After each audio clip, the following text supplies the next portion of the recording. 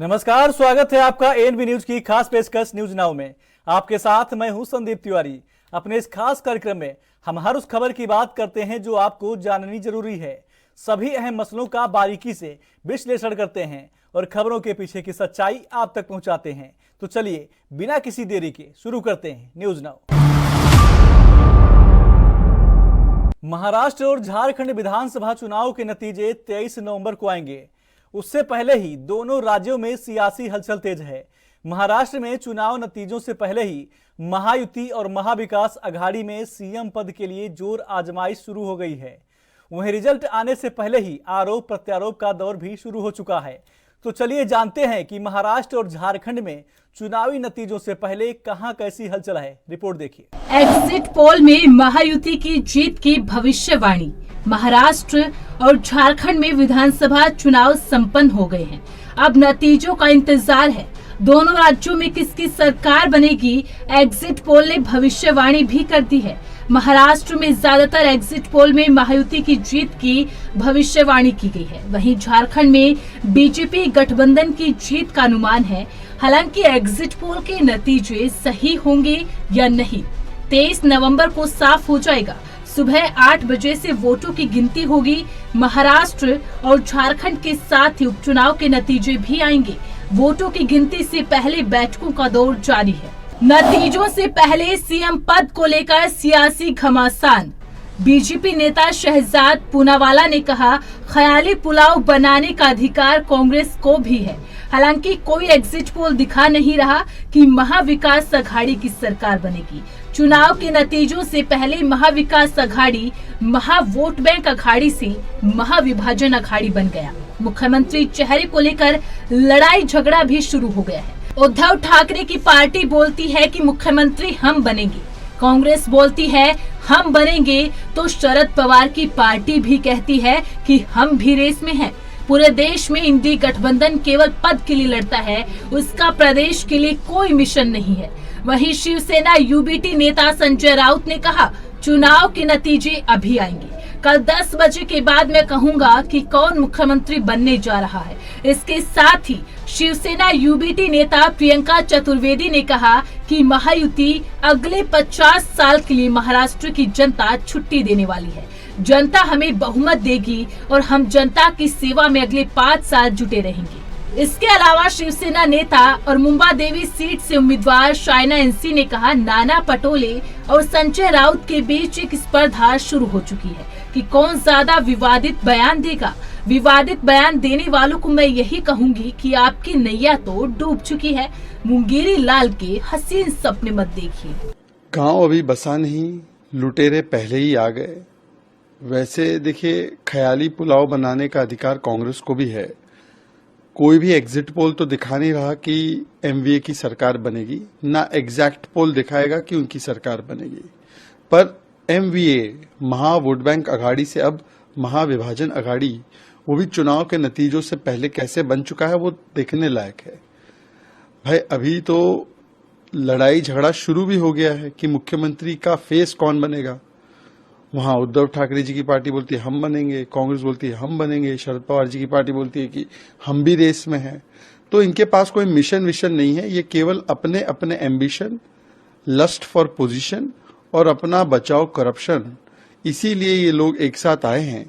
और इसीलिए पूरे देश में आप देखिए, इंडी अलायंस केवल एम्बिशन और पोजीशन के लिए लड़ता है, उसका प्रदेश के लिए कोई मिशन विशन नहीं होता। ये मैं कल के बाद हम सब उम्मीद कर रहे हैं कि अगला नहीं, ये जब मैंने बात कहा था तो चुनाव के नतीजे आए थे।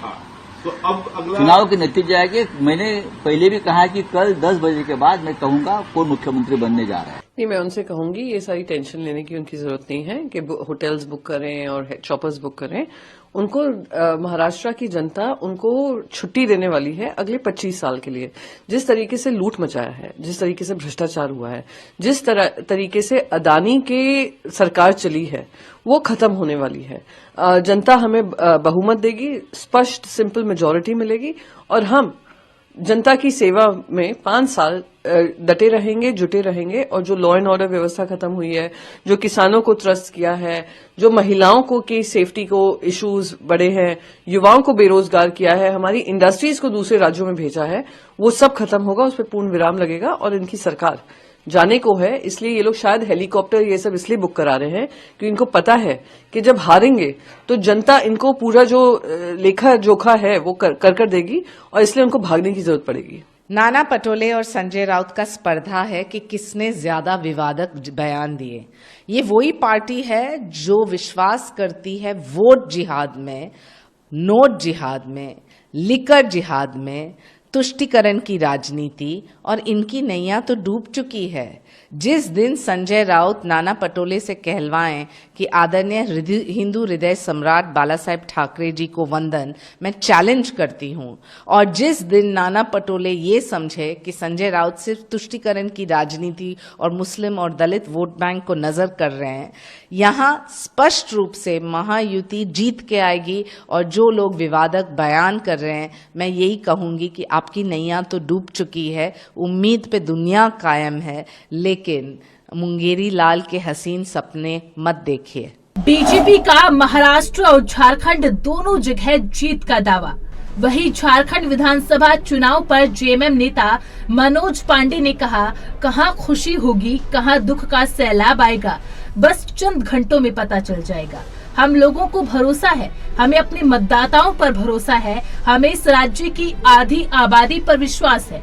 हमारे खुश होने के कारण है, लेकिन इनके जो बाहरी प्रचारक आए थे वो भी टाटा बाय बाय करके चले गए।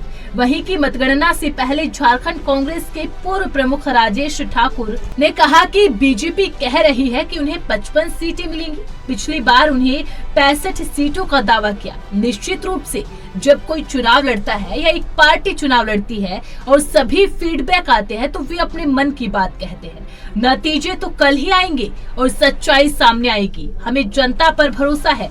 इसके साथ ही महाराष्ट्र और झारखंड विधानसभा चुनाव के एग्जिट पोल पर केंद्रीय मंत्री जीतन राम मांझी ने कहा, झारखंड में एनडीए की सरकार बन रही है। सभी इसी आधार पर वहां पर वोट किए हैं, क्योंकि पीएम मोदी के कार्यों से सभी प्रभावित है। महाराष्ट्र में भी हमारी सरकार बन रही है, दोनों ही राज्यों में हमारी सरकार बन रही है। वहीं महाविकास अघाड़ी दलों के द्वारा जीत के दावों पर केंद्रीय मंत्री गिरिराज सिंह ने कहा, मुंगेरी लाल को हसीन सपने देखने से हम क्यों मना करें। कल इस समय तक नतीजे साफ हो जाएंगे। वे घबराए हुए हैं, इसीलिए ऐसी बातें करेंगे। हम महाराष्ट्र भी जीतेंगे और झारखंड भी जीतेंगे। देखिए, कौन किधर खुशी होगी, किधर दुख का सैलाब आएगा, निराशा आएगी, वो बस चंद घंटों की बात है। मैं बड़बोलापन नहीं करूंगा, वक्त का इंतजार करें। हम लोगों को विश्वास है, हमें अपने मतदाताओं पर विश्वास है, हमें इस राज्य की आधी आबादी पर विश्वास है, जिन लोगों ने कतारबद्ध होकर बड़ी संख्या में मतदान किया। हमारे खुश होने के कारण हैं, लेकिन वो जो बाहरी प्रचारक आए थे इनके, वो भी टाटा बाई बाई करके चले गए। सबको पता है, अगर थोड़ा भी अंदेशा होता ना कि जीत की गुंजाइश है, तो वो दोनों तीनों बाहरी लोग जो आए थे ना, बड़बोले लोग, वो अभी डेरा जमाए रहते और यहाँ जश्न मना कर जाते हैं। लेकिन बात की आपने, महिलाओं ने हिस्सा लिया है, ये फैक्ट है, उनकी काफी बढ़ा हुआ प्रतिशत, तो क्या लगता है क्यों बढ़ा है और इसका क्या फायदा होगा, किसको फायदा होगा? देखिए, बहुत साधारण सी बात है। कोई तो एक ऐसा कारक या फैक्टर मौजूद होगा जो महिलाओं को प्रेरित किया कि ज्यादा से ज्यादा संख्या में कतारबद्ध होकर वो मतदान करें अन्य चुनावों के मुकाबले। ऐसा पहले कभी नहीं देखा गया था। जो महिला सशक्तिकरण की दिशा में जो काम हेमंत सोरेन की सरकार ने किया, वो उसकी परिणति है। मैया सम्मान योजना हम दे रहे हैं, कोई वादा कर रहा है, कोई जुमले बता रहा है, हम दे रहे हैं। अगले महीने से 2500 देंगे, ये सभी महिलाएं जानती हैं। तो फिर कौन मतदान नहीं करेगा, ये सवाल उठता है। बिजली बिल माफी हमने किया, सर्वजन पेंशन हमने दिया, अबुआ आवास हमने दिया, तो वोट किसको मिलेगा? ये सीधी सी लॉजिक है, बहुत क्लियर है। अब परिदृश्य बिल्कुल साफ है। हम चुनाव जीत रहे हैं, हेमंत सोरेन दोबारा आ रहे हैं। नहीं, देखिए, भारतीय जनता पार्टी भी तो पता नहीं 55 बता रही है, पिछले बार 65 बता रही थी। तो निश्चित रूप से जब व्यक्ति चुनाव लड़ता है, जो पार्टी चुनाव लड़ती है, वो सारे फीडबैक्स जब मिलते हैं तो वो अपनी बात कहते हैं। चुनाव का परिणाम तो कल ही आएगा और कल ही सच्चाई का पता लगेगा। निश्चित रूप से हम लोगों को जनता जनार्दन पर भरोसा है और उन्होंने जिस तरह से मैंडेट दिया है, हम ये कह सकते हैं हम दोबारा सरकार बनाने जा रहे हैं, हम मजबूत सरकार बनाने जा रहे हैं और हम अंतिम पायदान पर बैठे व्यक्ति को फिर से एक बार जो सारी योजनाएं हैं उसको देने जा रहे हैं। देखिए, एग्जिट पोल प्रायः शब्द नहीं हुआ करता है, कहीं कहीं उल्टा भी जाता है, लेकिन झारखंड हम लोगों के नजदीक में, झारखंड से रात दिन लोगों का आवागमन होता है, सबसे बातें हम लोग कर रहे हैं। एक बात जरूर कहना चाहेंगे कि जैसे भी हो, जिस हालत में भी हो, हमारे एनडीए के लोग ही वहाँ सरकार बनाए। कितना नंबर आएगा ना आएगा वो हम नहीं जानते हैं, लेकिन 2-4 नंबर अगर शॉर्ट भी करेगा तो भी लोग एनडीए के पक्ष में चाहेंगे कि डबल इंजन की सरकार बने, जैसे बिहार में इस आधार पर वोट भी लोग किए हैं। तो हमको ऐसा नहीं लगता है कि वो नौबत आएगी, लेकिन अगर वो भी आएगी तो भी 1-2 निर्दलीय उदलीय मिला उला करके सरकार वहाँ बनेगी, एनडीए की सरकार बनेगी, क्योंकि नरेंद्र भाई मोदी जी के कार्यों से सब कोई बहुत प्रभावित हैं। और महाराष्ट्र का तो कुछ कहना ही नहीं, महाराष्ट्र में बहुत क्लियर में सरकार बन रही है एनडीए की, और इस तरह से दोनों राज्य में सरकार बन रही है। सर, मुंगेरी लाल का हसीन सपना देखने में हम क्यों मना करें? कल तो थूपरा साफ हो जाएगा, गया माघ 29 दिन बाकी, कल इस समय तक तो सबका रिजल्ट ओपन हो जाएगा। घबराए हुए हैं, इसीलिए ऐसी बातें कर रहे हैं। महाराष्ट्र भी जीतेंगे, झारखंड भी जीतेंगे। महाराष्ट्र की 288 और झारखंड की 81 विधानसभा सीटों के लिए वोटिंग बुधवार को पूरी हो गई। नतीजे तो 23 नवंबर को आएंगे, लेकिन उससे पहले एग्जिट पोल ने राजनीतिक दलों में हलचल तेज कर दी है। वहीं महाराष्ट्र में सीएम का चेहरा कौन होगा, इस पर भी सियासत चल रही है।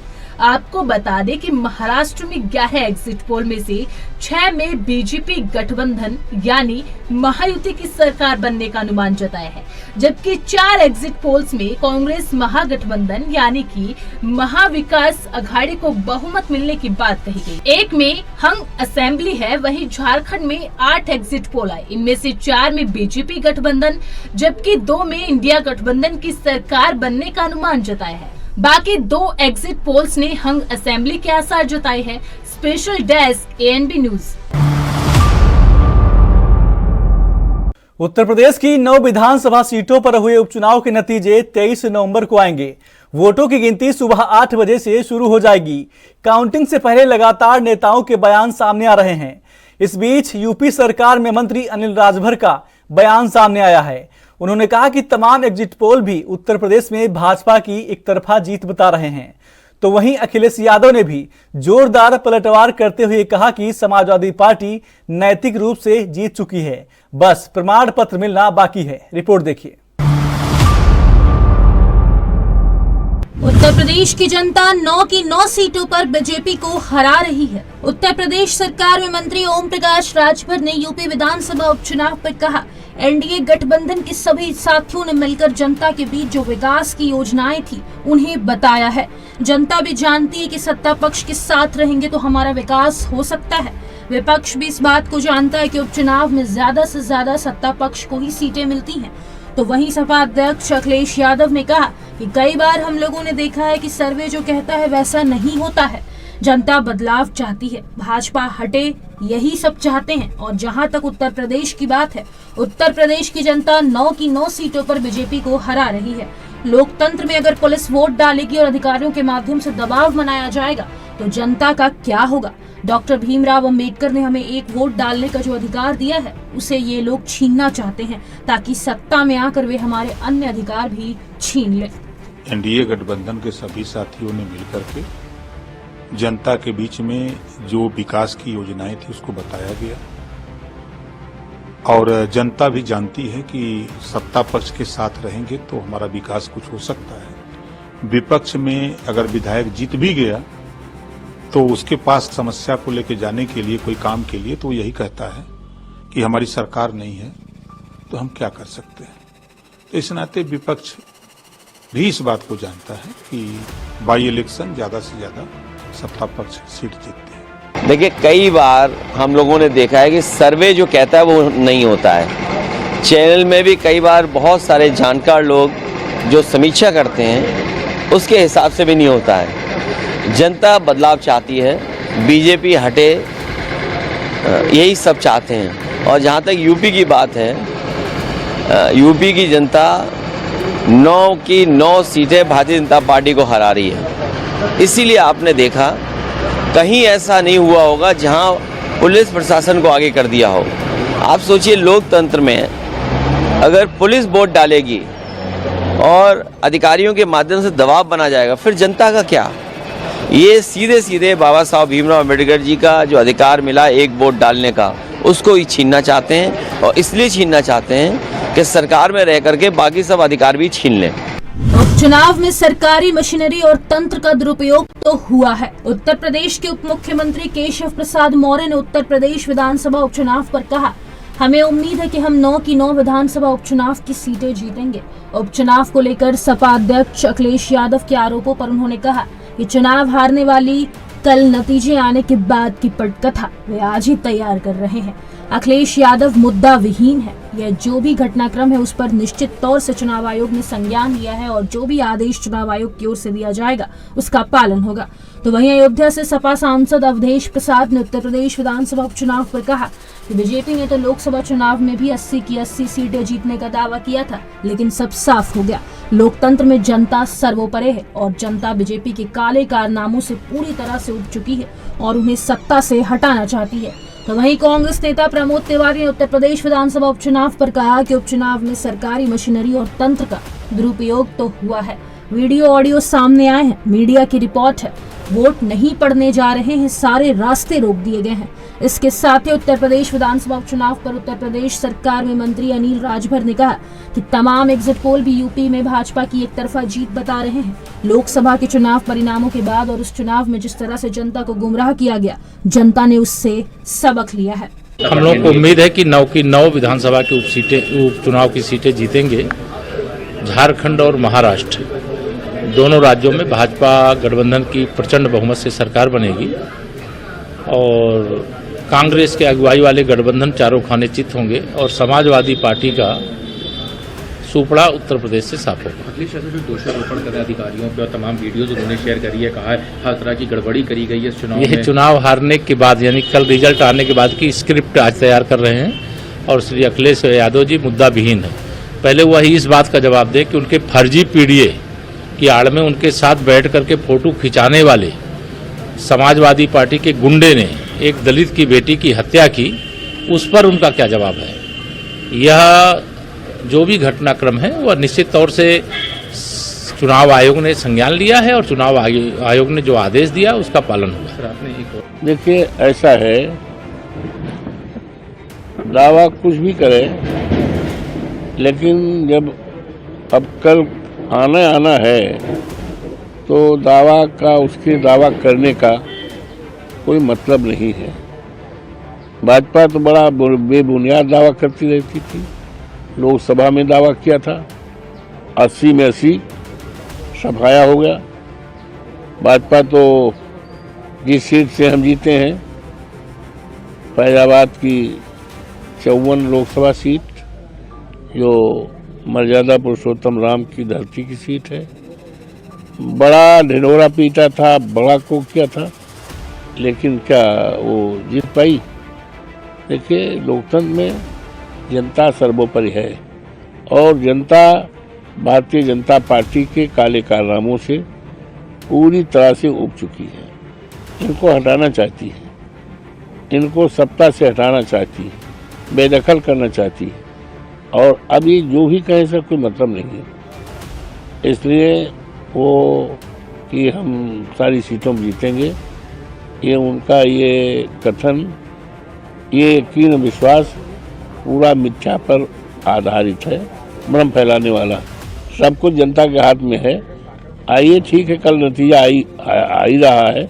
यहाँ देश का सबको स्वागत करना पड़ेगा, हम लोग भी स्वागत करेंगे। इलेक्शन में, बाई इलेक्शन में सरकारी मशीनरी और तंत्र का दुरुपयोग तो बहुत सुना, पर इसमें तो देख लिया, जो वीडियो आए, ऑडियो आए हैं, न्यूज की रिपोर्ट है, मीडिया की रिपोर्ट है, उसमें दरोगा पिस्तौल तान के लोगों को नहीं आने दे रहा है। एक समुदाय के लोग वोट नहीं पड़ने पा रहा है, सारे रास्ते रोक दिए गए हैं, बैरिकेड लगाए जा रहे हैं। एक तरफ तो निर्वाचन आयोग कहता है कि ज्यादा से ज्यादा लोग वोट डालने हैं, और उत्तर प्रदेश की सरकार बैरिकेड लगा के वोटर्स को आने से रोक रही है।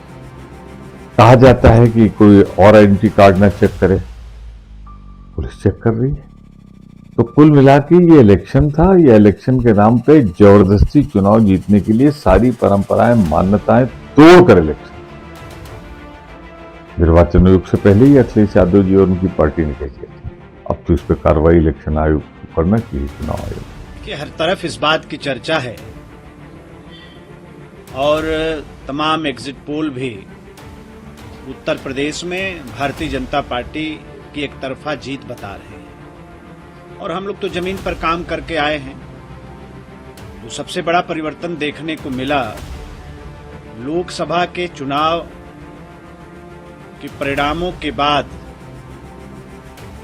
और उस चुनाव में जिस तरह से नारों को गढ़ा गया, जनता को गुमराह किया गया, मुझे लगता है कि जनता ने उससे सबक लिया है और पुनः भारतीय जनता पार्टी के साथ जनता चली है।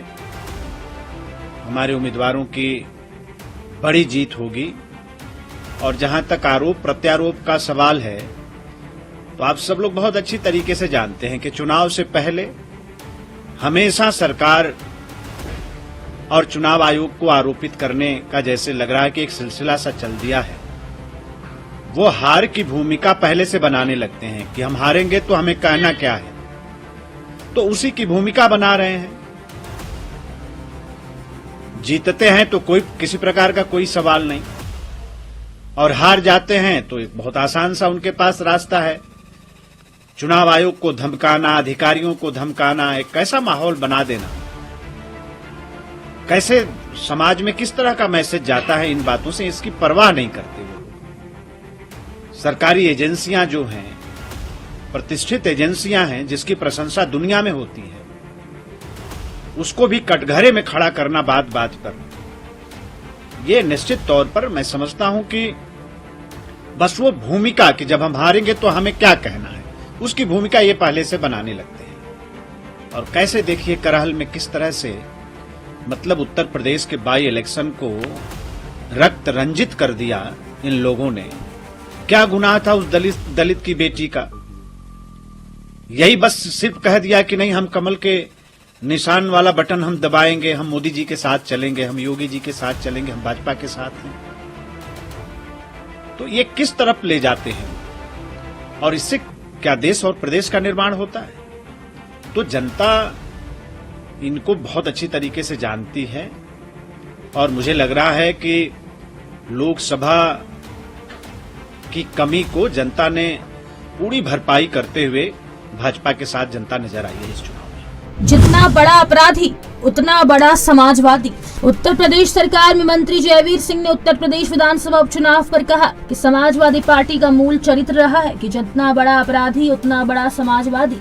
वे गुंडई और बूथ कैप्चरिंग के बल पर चुनाव जीतने में विश्वास करते हैं। हालांकि जब जब चुनाव आयोग उन पर लगाम लगाने की कोशिश करता है, तब तब वे बौखला जाते हैं। देखिए, समाजवादी पार्टी का मूल चरित्र रहा है कि जितना बड़ा अपराधी उतना बड़ा समाजवादी। जब जब चुनाव में इनकी बेलगाम हरकतों पर नियंत्रण लगाए, जब जब इनकी गुंडई पर नियंत्रण लगाए, जब जब इनकी बूथ कैप्चरिंग पर नियंत्रण लगाए, तब समाजवादी पार्टी हारी है। इनका ईमानदारी पर कोई भरोसा नहीं, निष्पक्षता पर कोई भरोसा नहीं, पारदर्शिता पर कोई भरोसा नहीं। इनका भरोसा रहता है गुंडई के बल पर, बूथ कैप्चरिंग के बल पर चुनाव जीतना। और जब जब लगाम लगाने का भारत निर्वाचन आयोग प्रयास करता है, तब तब ये बौखलाते हैं, तब तब ये उल जलूल आयोग पर, प्रशासन पर, ईवीएम पर आरोप मनगढ़ंत लगाने का काम करते हैं।